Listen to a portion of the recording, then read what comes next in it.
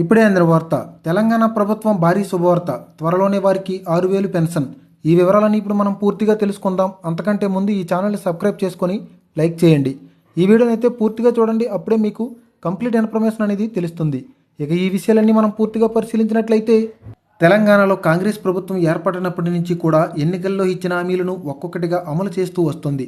ఎన్నికల ప్రచారంలో ప్రకటించిన 6 గ్యారంటీలను ఒక్కొక్కటిగా ప్రారంభిస్తూ వస్తుంది.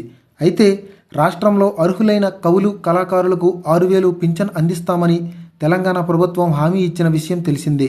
అయితే తాజాగా ఈ విషయంపై రాష్ట్ర సర్కారు దృష్టి పెట్టినట్లుగా తెలుస్తుంది. తెలంగాణ అంటేనే కవులు కళాకారులకు పుట్టినిల్లు. ఉద్యమ సమయంలో ఎంతోమంది కవులు కళాకారులు తెలంగాణ సంస్కృతిని తమ పాటలతో ప్రజల్లోకి తీసుకెళ్లారు.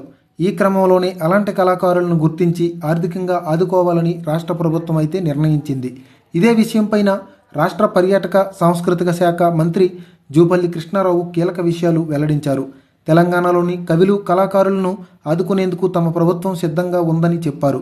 అయితే తెలంగాణ ఉద్యమంలో తమ పాటలతో రాష్ట్ర సంస్కృతి సంప్రదాయాలను భావితరాలకు చాటి చెప్పిన కవులు కళాకారులకు త్వరలోనే రాష్ట్ర ప్రభుత్వం శుభవార్త చెప్పనున్నట్లు రాష్ట్ర పర్యాటక సాంస్కృతిక శాఖ మంత్రి జూపల్లి కృష్ణారావు తెలిపారు.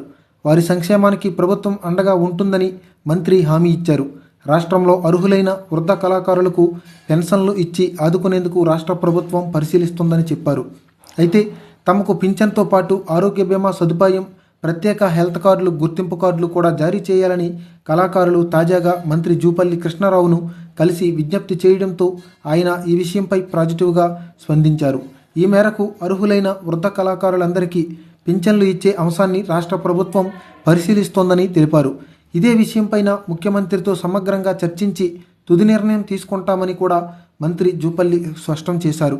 అయితే కళారంగానికి కళాకారులకు తమ ప్రభుత్వం ఎప్పుడూ ప్రాధాన్యతను ఇస్తుందని తెలిపారు. గతంలోనే మంత్రి జూపల్లి ఇదే విషయంపైన ప్రస్తావిస్తూ తెలంగాణ సాధన ఉద్యమంలో కవులు కళాకారులు పాత్ర మరవలేనిదని అన్నారు. అర్హులైన కళాకారులందరికీ 6,000 పెన్షన్ చొప్పున ఇచ్చే అంశాన్ని సీఎంతో చర్చించి నిర్ణయం తీసుకుంటామని చెప్పారు. అయితే ఇలాంటి మరెన్నో ఉపయోగకరమైన అప్డేట్స్ కోసం ఈ ఛానల్ని సబ్స్క్రైబ్ చేసుకొని లైక్ చేయండి.